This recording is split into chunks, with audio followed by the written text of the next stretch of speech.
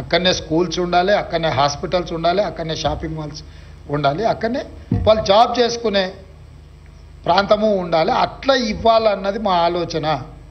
దాంతో ఏమవుతాయి అని అంటే లిమిటెడ్ ఇన్వెస్టర్స్ అక్కడ ఉంటే ప్రతిదీ వాళ్ళకి బాధ్యత అప్పచెప్పొచ్చు. రేపు మంచి జరిగినా చెడు జరిగినా ఏది జరిగినా ఇవ్వచ్చు. ఒక ప్రాంతంలో 25,000 ఎకరాలలో ఒక పొల్యూటెడ్ ఇండస్ట్రీని తీసుకొచ్చి పెడితే అది నగరాన్ని మొత్తం కబలించేస్తుంది.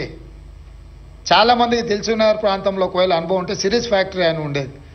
దాని సైజ్ ఎంత 30 ఎకరాలు, కానీ 30 ఊర్లను అతలాకుతలం చేసి ఆ ఫ్యాక్టరీ ఎత్తేసినాక 10 ఏళ్ళకు కూడా అక్కడ బోర్ వేస్తే ఆ నీళ్లతో వంట వండుకుంటే పసుపు బియ్యం మనము సారబెట్టుకుంటే పచ్చ వండుకున్నట్టు ఆ నీళ్ళతో వంట వండితే అట్లుండేది.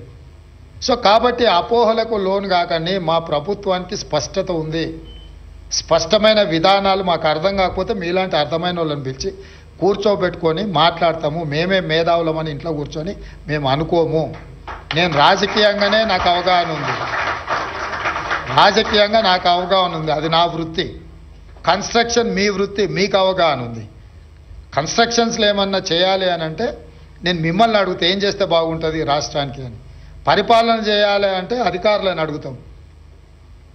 ఇంకేదైనా నిర్ణయాలు తీసుకోదలుచుకుంటే మహేందర్ రెడ్డి గారు లాంటి సీనియర్ నాయకులను పరిపాలన అనుభవం ఉండి 40 సంవత్సరాలు హైదరాబాద్ రంగారెడ్డి ప్రాంతంలో ప్రతి ప్రాంతం పట్ల అవగాహన ఉంది. ఏ ప్రాంతంలో ఏది పెడితే ఏ ప్రజలకు ప్రయోజనం ఉంటుందో వారి లాంటి అనుభవజ్ఞుల నుంచి సలహాలు తీసుకుంటాం. మా అంతలో మేమే కూర్చొని అపర మేధావులమని ఆలోచన చేసుకొని అవి రుద్దితే మేడిగడ్డలాగా అయింది. కాబట్టి అట్లాంటి పని చేయదలుచుకోలేదు మా ప్రభుత్వం. 2 రోజులు ఆలస్యమైన అనుభవజ్ఞులతో మాట్లాడతాము, వాళ్ళ సలహాలు సూచనలు తీసుకుంటాము. మేము ఓపెన్ మైండ్తో ఉన్నాము, మాకు బేసజాలు లేవు. ఎవరిదైనా సలహా వింటే మనం చిన్నోళ్ళం అవుతామని అనుకోము. ఎవరైనా సలహా ఇస్తే, అనుభవజ్ఞుడు సలహా ఇస్తే అది ఉపయోగపడితే, అది రాష్ట్రానికి ఉపయోగపడితే అది మాకు ప్రయోజనం, రాష్ట్రానికి ప్రయోజనం. రాజకీయంగా మాకు ప్రయోజనం, ఆర్థికంగా రాష్ట్రానికి ప్రయోజనం ఉంటుంది.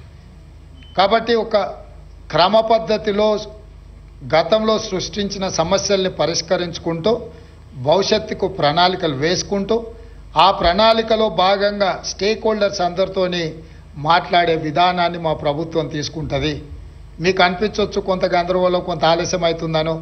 ముఖ్యమంత్రి గారు వచ్చారు, ఎంఏయుడి ఆయన దగ్గర ఉంది, ముఖ్యమంత్రి ఆయన దగ్గర ఉంది, మా అనుమతులు ఏమీ వస్తలేవు, ఎక్కడొక్కడ ఆగిపోయినట్టున్నాయి, ఇన్వెస్ట్మెంట్ చేసినాం, ఇంట్రెస్ట్లు వచ్చి నెత్తి మీద పడుతున్నాయి. ఇట్లా మీ ఆలోచన మీదే, నేనేం మీ ఆలోచనని తప్పుపట్టట్లేదు. మీరు మీ ఆందోళన కూడా నేను అర్థం చేసుకోగలను.